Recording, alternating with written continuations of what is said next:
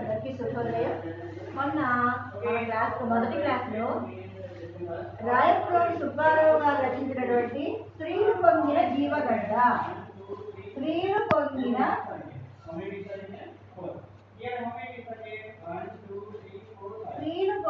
జీవగడ్డ ఇది ఎవరు రచించారు? మొన్న చెప్పారు, మీరు జ్ఞాపకం పెట్టుకోవాలి. 2 రోజుల్లో మర్చిపోతే మనకి 20 రోజుల్లో ఇంకా ఎంత మర్చిపోతామో. ఎవరు రచించారు దీన్ని? రాయప్రోలు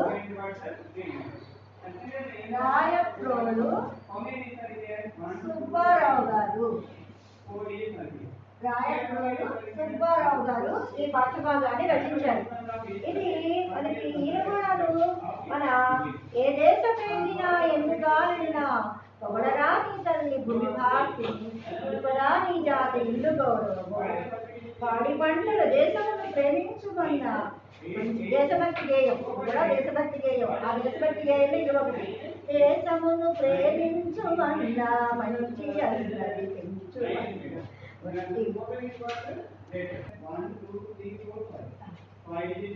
ఈ శ్రీరంగ జీవగడ్డ రాయప్రోలు సుబ్బారావు గారు దేశభక్తి గేయంలో ఆయన రచించిందేమో దేశభక్తి గేయము, ఆయన రచించిందేమో దేశభక్తి గేయము.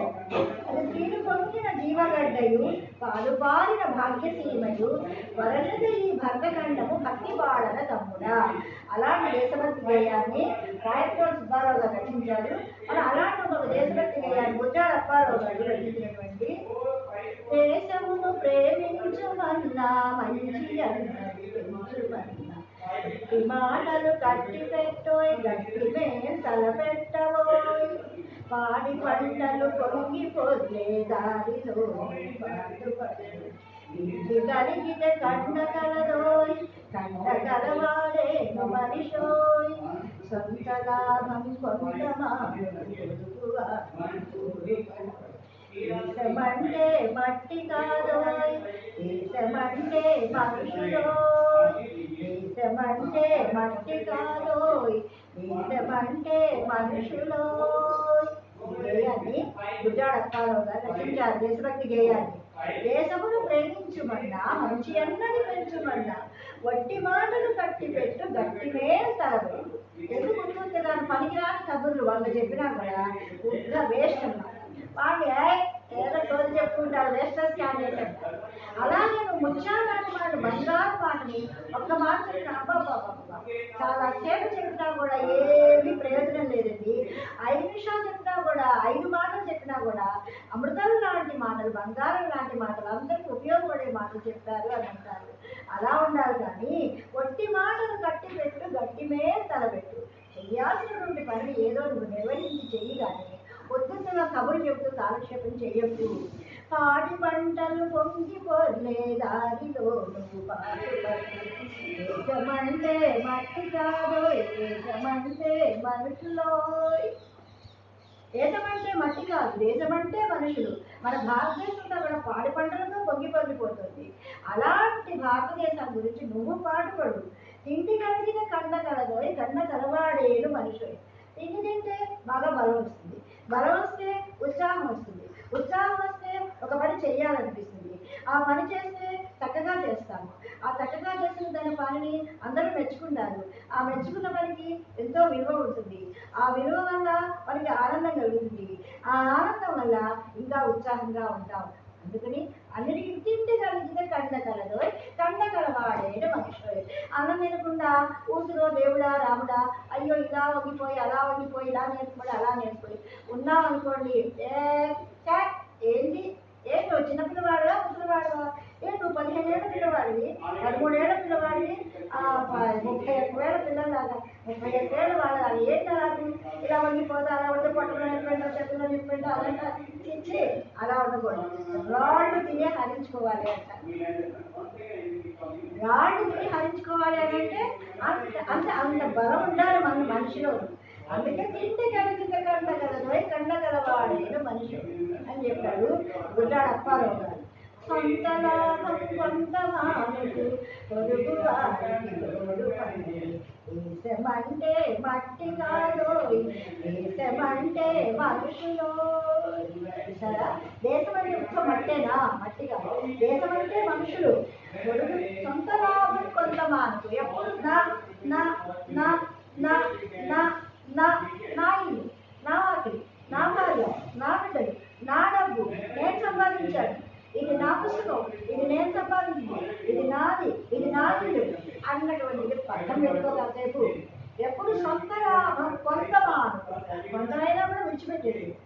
పొరుగురానికి తోడు పడవై అది పక్కన ఉన్నారు, అది కూడా ఏదైనా కావాలా కాస్త ఏదో చిన్న సాయం, మాట సాయం, మనిషి సాయం, ఒక మంచి మాట, ఒక ఉత్సాహంగా పలికేటువంటి మాటగా ఎటువంటి మందుకు పొందినటువంటి రోగం మంచి వాడు మాట్లాడితేగా వాళ్ళ ఉత్సాహం వచ్చి ఆ రోగం అంతా నయమైపోతుంది.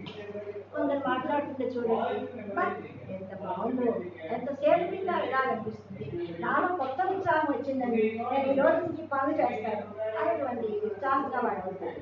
కొంతమంది మాట్లాడుతుంటూ అబ్బా తలకాయ వీళ్ళు ఎప్పుడు వెళ్ళిపోతారు భగవంతుడా, అబ్బబ్బబ్బబ్బా ఈవిడ పాట ఎప్పుడు పాడేస్తుందో అబ్బా చాలా చికాకు అన్న రీతిలో ఉంటుంది. కొంతమంది మాట్లాడుతుంటే అలా ఉంటుంది, కొంతమంది మాట్లాడుతుంటే ఇలా ఉంటుంది.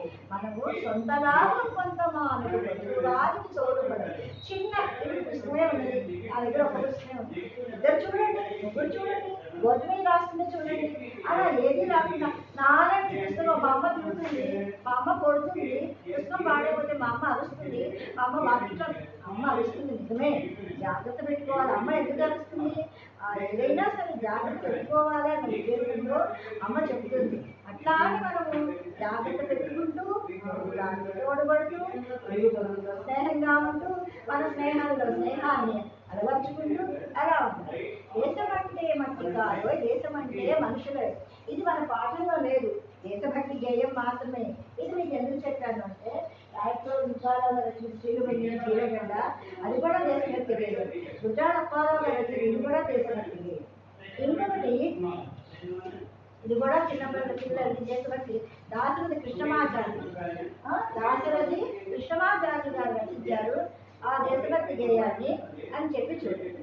తల్లి భారతి వందనం, మేమంతా నీ పిల్లలం, తల్లిదండ్రులను గురువులను చదువులు బాగా చదివేదమమ్మ, కులమత భేదం మరచదమమ్మ, నీ ఇల్లే మా వందనం.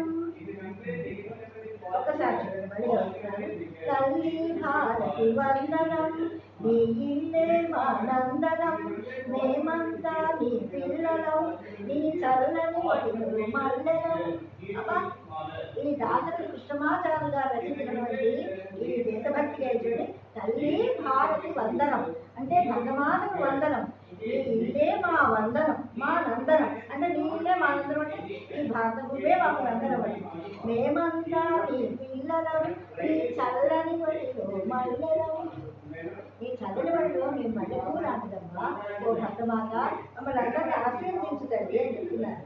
తల్లిదండ్రులను గురువులను ఎల్లవేళలా కొలిచెదమమ్మ, మాతృదేవో భవ, పితృదేవో భవ, ఆచార్య దేవో భవ, అతిథి దేవో భవ అని ఎందుకన్నారంటే మనం పుట్టంగానే మనం పెంచి పెద్ద చేసి మన అమ్మ చెరుకు పడుకుని వెంటా తిరుగుతూ ఉంటే శుక్లాంబడి అని అమ్మ అని అక్క అని నాన్న అని ఇవన్నీ కూడా మనకి ఈ ఇంట్లో ఉన్న వస్తువులన్నింటినీ చూపిస్తూ మనకి అమ్మే ప్రథమ గురువు.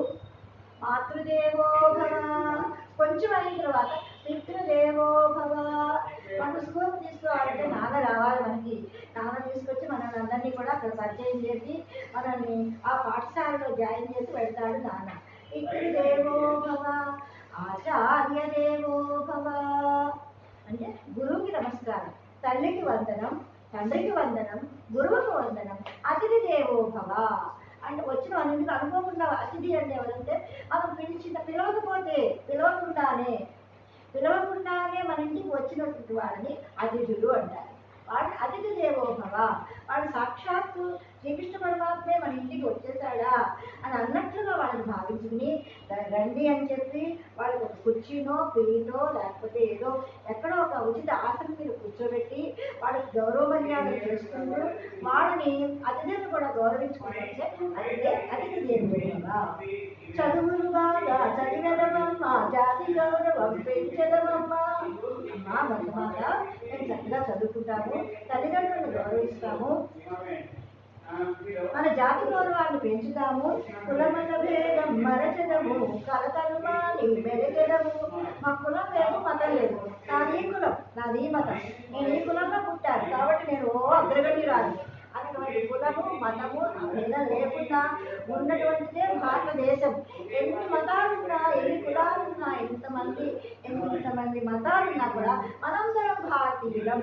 మనది భారతదేశము, నేను భారతీయుడను, నేను భారతదేశంలో పుట్టాను, నేను ఈ భారతదేశం కోసం కృషి చేస్తాను, శ్రమిస్తాను, త్యాగం చేస్తాను. ఇలా నేను అలాంటి మంచి మాటలు, సత్కారమైనటువంటి మంచి మాటలు, మానవులంతా సమానులంటూ మమతం సమతలు పెంచదము. ఈ రక్తం కోసి చూడండి ఎలా ఉంటుందో.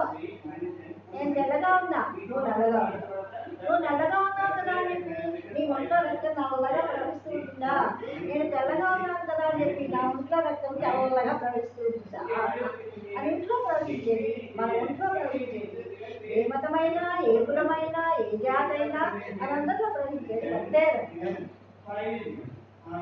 తెలుగు జాతికి అభ్యుదయం, నవభారతికు నవోదయం, భావి పౌరులం మనం భారత జనులకు జయం జయం. చిన్న పదాలతో, అలతి పదాలతో, అంటే చిన్న పదాలతో నిగూఢమైనటువంటి అర్థంతో, మంచి అందరికీ తెలిసేటటువంటి మంచి మాటలతో, మంచి పదాలతో రాసిన కృష్ణమాచార్య గారు ఇలాంటి వచన గేయాన్ని రచించారు అని అంటే అది నిజంగా విశేషమైనటువంటి ఆ గేయాన్ని ఆనాటికి ఈనాటికి ఎప్పటికీ కూడా అది స్వర్ణాక్షరాలతో లిఖించబడి అందరూ చదువుకునేటట్లుగా, పాటించాలి అని మనందరం నేర్చుకుంటూ మనం ఇప్పుడు పాఠ్యభాగంలోకి వెళ్తున్నాం. స్త్రీలు పొందిన జీవగడ్డ శ్రీ రాయప్రోలు సుబ్బారావు గారు చెప్పారు కదా, ఆయన రచించినటువంటి మొట్టమొదటి గేయం మీకు రాస్తున్నా చూడండి. స్త్రీలు పొంగిన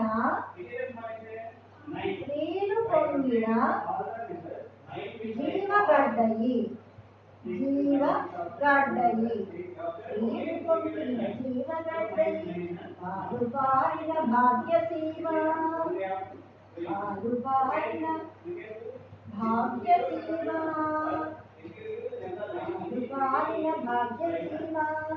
వరలినది భరతఖండం, వరలినది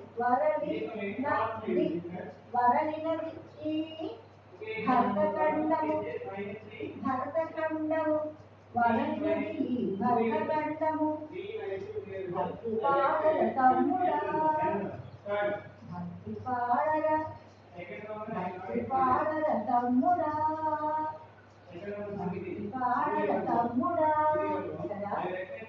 చిన్న మాటలే ఇవన్నీ మనం ఎప్పుడూ కూడా ఉపయోగించుకుంటూనే ఉంటాం.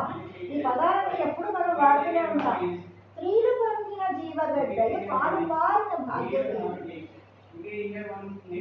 వరలినది ఈ భరతఖండము, భక్తి పాడర తమ్ముడా. మన భారతదేశాన్ని గురించి చెప్తున్నారు. ఎలా ఉంది మన భారతదేశము? ఓ భక్తి పాడర తమ్ముడా, ఓ తమ్ముడ భక్తితో పరవశిస్తూ పాడు.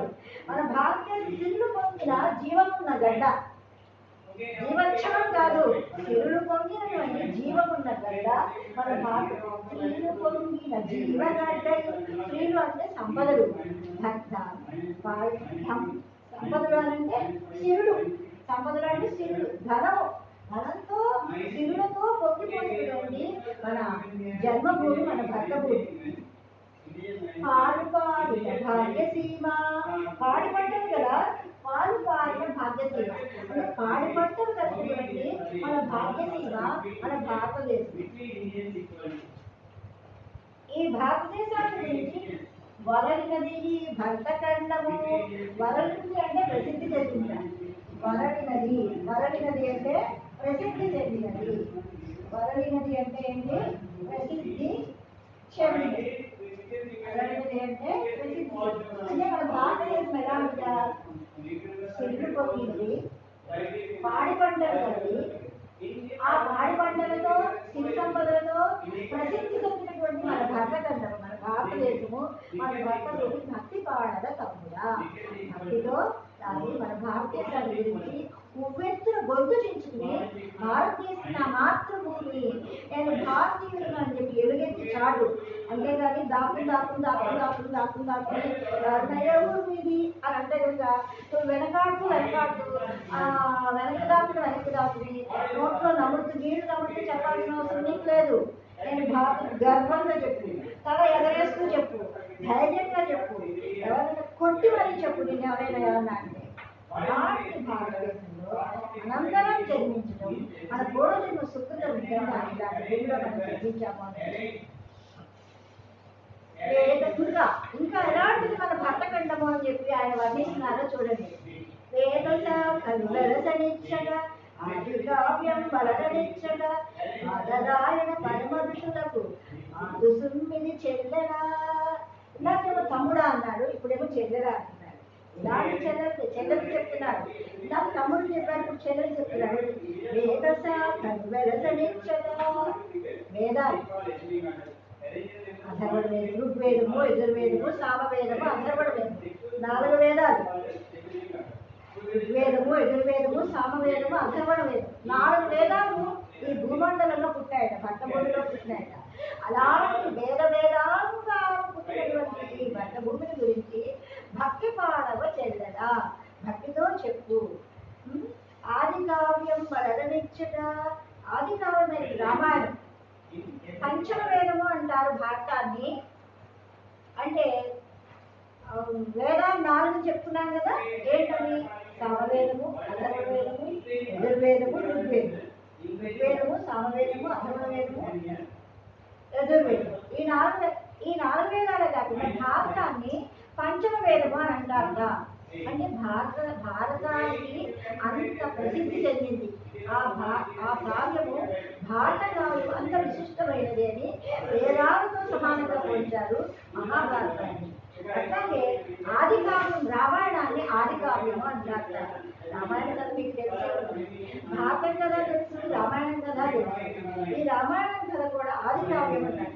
అలాంటి భాగవత రామాయణాలు. భాగవతం అంటే శ్రీకృష్ణ పరమాత్మ యొక్క కథ, శ్రీకృష్ణుడు సంగ్రామం జరిగినటువంటి కథ, కౌరవులు పాండవులు ఉన్నటువంటి కథ. అలాంటి భారతం, రామాయణం, భాగవతం, అలాంటి వేదాలు, ఆదికాలమైనటువంటి రామాయణము, మహాభారతము రచించినటువంటి మన భారత భూమి ఈ భద్రఖండము. అలాంటి వాటి గురించి ఎందరో గురుడు వేదవ్యాసు నిన్ననే గురు పౌర్ణమి. మనకి ఈసారి స్కూల్ లేకపోవడం వల్ల మన గురు పౌర్ణమి అందరం కూడా మిస్ అయ్యాం.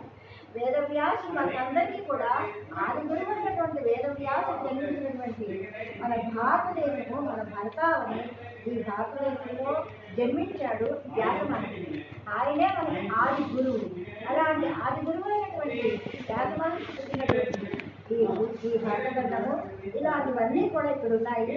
అలాంటి ఎందరో మహారుషులు కలిగినటువంటి ఈ పుణ్యభూమి మన భారతదేశం, మన భరతభూమి. అలాంటి వాళ్ళని రోజు చెప్పుకుంటూ మనము ఈ భరతఖండంలో పుట్టినందుకు గర్విస్తూ మనం కూడా వాళ్ళలాగా ఉండాలి అని చెప్పి అనుకుంటూ మన జీవనాన్ని కొనసాగించుకుంటూ అందరితోనూ మంచిగా ఉంటూ ఇలాంటి దేశంలో మనం పుట్టాము అని చెప్పి గర్వంతో ఉండాలి. కానీ అబ్బా ఈ భరతఖండమా, ఈ భారతదేశమా, ఎక్కడ చూసినా ఈడలుగా నువ్వు శుభ్రం చేసుకో, నీ ఇంటిని నువ్వు శుభ్రం చేసుకుంటావు, నీ వాటిని నువ్వు శుభ్రం చేసుకో, నీ రోడ్డు నువ్వు శుభ్రం చేసుకో, ముందు నువ్వు శుభ్రం చేసుకో. ఇలాంటి భరతఖండంలో పుట్టినందుకు మనందరం కూడా గర్వించాలి. ఇలాంటి పద్యాలు వచ్చినటువంటి గేయాలు వచ్చినటువంటి అలాంటి భారతదేశంలో మనం పుట్టినందుకు మనం గర్వించాలి. ఇంకా మళ్ళీ రేపు చెప్పుకుందాం. మనం ఇంతవరకు చెప్పిన వాటిలో మీరు భావం చదువుకోండి. దాంట్లో ఉన్నటువంటి కఠినమైనటువంటి పదాలను ఒకసారి వివరించి రాసుకోండి. మీకు తెలియకపోతే అడగండి. ఈ యొక్క పద్యాన్ని వచనం చేయండి. ఈ వచనం చేయాలని ఒకసారి చదువుకోండి. మీకు ఏదైనా కావాలి అంటే కనుక నన్ను అడగండి. మళ్ళీ మనం క్లాసులు తెచ్చుకున్నాక మళ్ళీ చెప్తున్నాము. మళ్ళీ రేపు ఇంకొక క్లాసులో ఇంకొక 2 పద్యాలు చెప్తున్నాం. బాగా చదువుకుని నేర్చుకుంటాం.